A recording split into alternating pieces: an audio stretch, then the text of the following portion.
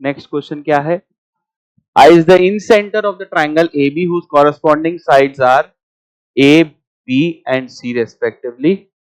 Then A vector plus B IB vector plus C IC vector is always equals to what? ठीक है, चलो तो इसके लिए अपन डायग्राम बनाते हैं, तो ये बहुत जल्दी सॉल्व हो जाएगा।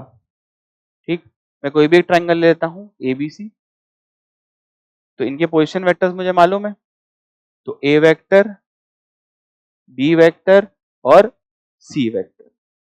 ठीक, इसके अपोजिट वाले की लेंथ मुझे मालूम है, इसकी लेंथ है A, इसकी लेंथ है B, इसकी लेंथ है C, ये तो अंडरस्टूड है। अब मैं क्या कर रहा हूं ना, जो अभी थोड़ी देर पहले एक क्वेश्चन में और हमने कंसेप्ट यूज किया था कि भाई जो इनका इन सेंटर होगा जो कि एंगल बाइसेक्टर से हमें मिलता है, ठीक है, तो उसको मैं आई बोल देता हूं और उसको मैं मान लेता हूं कहां पे, ओरिजिन पे। ठीक, कि शिफ्टिंग करने से तो मुझे कुछ फर्क पड़ता ही नहीं है, हमें मालूम है, अच्छे से मालूम, समझ में आ रही है बात? ठीक है, तो अगर मैं आई को कि लेट आई बी ओरिजिन, ठीक है, तो अगर मैंने आई को ओरिजिन मान लिया तो आई ए वेक्टर तो यही वेक्टर हो गया डायरेक्ट, आई ए वेक्टर मतलब पोजीशन वेक्टर ए का जो कि ए ही है। ठीक है, तो ऐसा करते ही मुझे क्या पता चला कि जो आई ए वेक्टर है वो तो ए वेक्टर ही हो गया। ठीक है, जो आई बी वेक्टर है वो बी वेक्टर ही हो गया और जो आई सी वेक्टर है वो सी वेक्टर ही हो गया।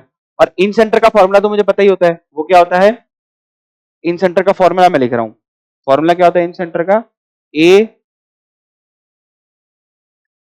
टाइम्स उसके अपोजिट वाला वेक्टर का पोजीशन वेक्टर।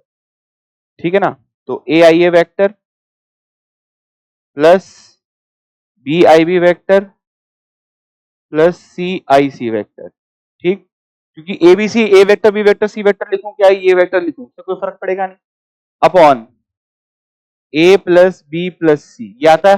और ये इस बार मुझे क्या दिया हुआ है, ओरिजिन दिया हुआ है, जीरो वेक्टर दिया हुआ है, तो यहां से डायरेक्ट मैं अगर देखूंगा तो A I A into I A vector plus B into I B vector plus C into I C vector कितना आ गया, जीरो वेक्टर, खत्म, इतना सही था। ठीक है, आई थिंक सेंस बना रही होगी।